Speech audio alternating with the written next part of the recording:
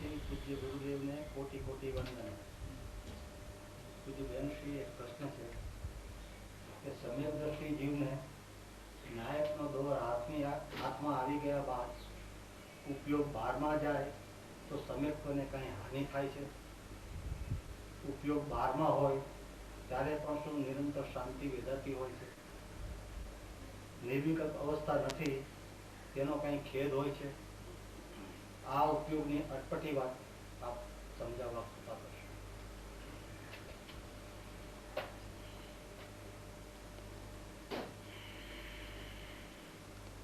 સમ્યક દ્રષ્ટિને જે જ્ઞાયક દશા પ્રગટ થઈ છે એ જ્ઞાયક એને ગ્રહણ થયો છે. નિરંતર જ્ઞાયકની દશા જ વર્તી હોય છે. એ જ્ઞાયકની દશા જિનેન્દ્રદેવના ઉપદેશથી અને ગુરુના ઉપદેશના નિમિત્તે પોતાના પુરુષાર્થથી જે પ્રગટ થાય છે એ જ્ઞાયકની દશા એને નિરંતર વર્તી હોય છે. એ જ્ઞાયક જેને ગ્રહણ થયો તે ગ્રહણ થયો છે. નિરંતર એની જ્ઞાયકની દશા છે. ઉપયોગ બહાર જાય તો એને જ્ઞાયક છૂટતો નથી. ઉપયોગ અંદર જાય તો પણ એને જ્ઞાયક તો છૂટતું જ નથી. અંદર જાય તો જ્ઞાયકનું તો પરિણામ છે. બહાર આવે, ઉપયોગ બહાર આવે તોય જ્ઞાયક તો ગ્રહણ જ કરેલો રહે છે. જેમ એને નિરંતર એની દ્રષ્ટિને કાંઈ વાંધો, એની જ્ઞાયકતાને વાંધો નથી આવતો, એની અસ્થિરતાને વાંધો આવે. એની સ્થિર પરિણતિ હજી સ્થિરતા પૂરી નથી એટલે અસ્થિરતાનો દોષ છે. પણ એને જ્ઞાયકની જે દ્રષ્ટિ પ્રગટ થઈ એ દ્રષ્ટિમાં એને જરાય દોષ લાગતો નથી. અને શાંતિ વિદય જેવી એકત્વ બુદ્ધિની આકુળતા હતી એવી આકુળતા નથી. એની અસ્થિરતાની આકુળતા એ જુદી વાત છે. બાકી અંતરમાં એને શાંતિ વેદાય, સમાધિ વેદાય છે, એને સુખ વેદાય છે. જે નિર્વિકલ્પ દશાનો જે આનંદ હોય એ આનંદ તો જુદો જ છે. એ તો અનુપમ ને કોઈ અપૂર્વ અને કોઈ જુદી જાતનો જેને જગતની કોઈ ઉપમા લાગુ પડતી નથી. એ આનંદની દશા ને એ ચૈતન્યની દશા જુદી હોય છે. તો પણ એને સવિકલ્પ દશામાં જે શાંતિ વેદાય છે એ જ્ઞાયકની અંશે શાંતિ સમાધિ વેદાયા જ કરે છે.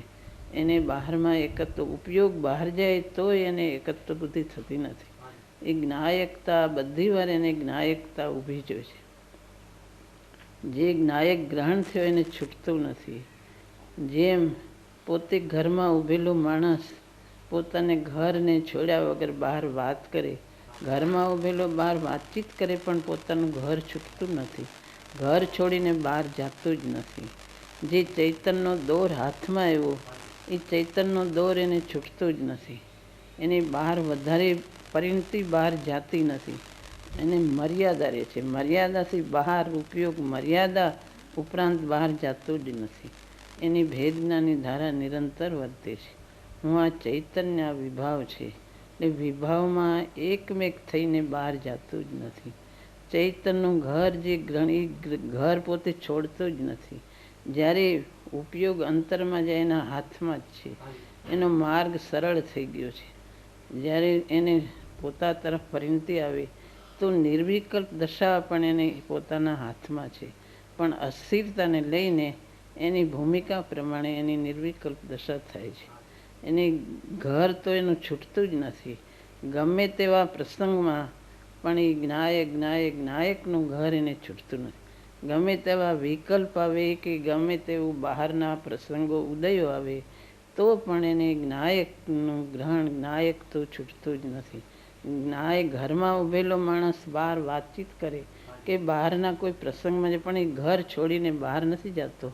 એમ ઘરમાં ઊભેલો માણસ જે વાતચીત લેવડ દેવડ કરે એમ એ ઘરમાં ઊભો નિરંતર ઘરમાં જ ઊભો છે. જ્ઞાયકના ઘરમાં માત્ર એ ઘરમાં પોતે લીનતાની અસ્થિરતાની ખામી છે. એટલે એને કોઈ જાતનો દ્રષ્ટિનો દોષ નથી લાગતો. એને જ્ઞાયકતામાં દોષ નથી આવતો પણ અસ્થિરતાનો દોષ એને છે. હજી અધુરાશ છે. એટલે અધુરાશને લઈને એ સમજે છે કે નિર્વિકલ્પ દશા મારી ભૂમિકા પ્રમાણે થાય છે. આ બહારની જે વિકલ્પની દશા જે અસ્થિરતા છે, અસ્થિરતા તરફથી જો લીનતા વધારે થાય તો સમ્યક તો નિર્વિકલ્પ દશા પ્રગટે એમ છે. એટલે પોતાનો પુરુષાર્થ જે રીતે ઉપડે છે એ રીતે સ્વરૂપમાં જામી જાય છે. પણ એને એવો એકત્વ બુદ્ધિનો ખેદ નથી. એ ન્યારોને ખેદ એને ભાવના થાય ક્યાં કેવળ જ્ઞાનીની દશા, ક્યાં મુનિઓની દશા અને ક્યાં આ અધૂરી દશા, આ બહાર જોડાઈ જવાય છે, ક્યાં ચૈતનની જે અપૂર્વ જે આનંદની દશા એ છૂટીને બહાર જવાય છે. એમ એવી જાતની ભાવના એને થાય છે, એને પુરુષાર્થની ભાવના થાય.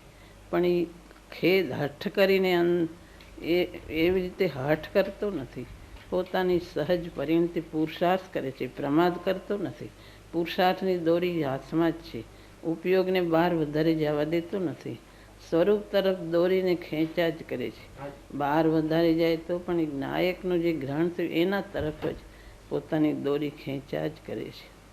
ગમે તેવા બહારના પ્રસંગો આવે એને બહારના ઉદય કે દ્રવ્ય કર્મ નો કર્મના ઉદય કે ભાવ કર્મ, પણ એ મર્યાદા બહાર જતું નથી. એને ભય નથી કોઈ જાતનો, કોઈ વેદનાનો ભય, કોઈ અકસ્માત ભય કે એવા જાતના એને ભય લાગતો નથી. મારી નાયકની પરિણતિ હાજર છે, મને કોઈ નુકસાન કરી શકે એમ નથી. અંદર ભાવ કર્મમાં પણ એના જે ભૂમિકા છે એ જાતના વિકલ્પ આવે. બીજી એને મર્યાદા છોડીને કોઈ જાતનો વિકલ્પ નથી, મર્યાદાથી બહાર જતો નથી. તો પણ એમાં એ નાયક એને એ જાતનો ભય નથી કે મારો નાયક છૂટી જશે, કારણ જે એને પુરુષાર્થની દોરી હાથમાં છે. નાયકનું ઘર જે ગ્રહણ કર્યું તે કર્યું, એ નાયક રૂપ જ એનું પરિણતિ થઈ ગઈ છે. એની દશા એ શરીર સાથે કે વિકલ્પ સાથે ક્યાંય એકત્ર થતું. નાયકમય જ એની પરિણતિ રહે છે. એટલે કોઈ જાતનો ખેદ એ એકત્વ બુદ્ધિનો ખેદ નથી. બાકી ભાવના વિતરાગ થવાની, મુનિ થવાની એવી ભાવના રહે છે એને.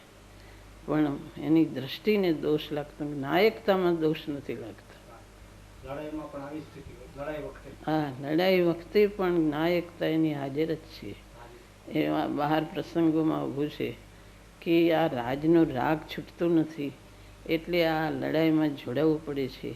તો પણ એ ન્યાયની રીતે એના લડાઈના પ્રસંગોમાં જોડાય છે. પણ એમ રહે છે કે અરે આ રાજનો રાગ છૂટતો નથી એટલે આમાં ઊભું છું. પણ નાયકતા છૂટતી નથી.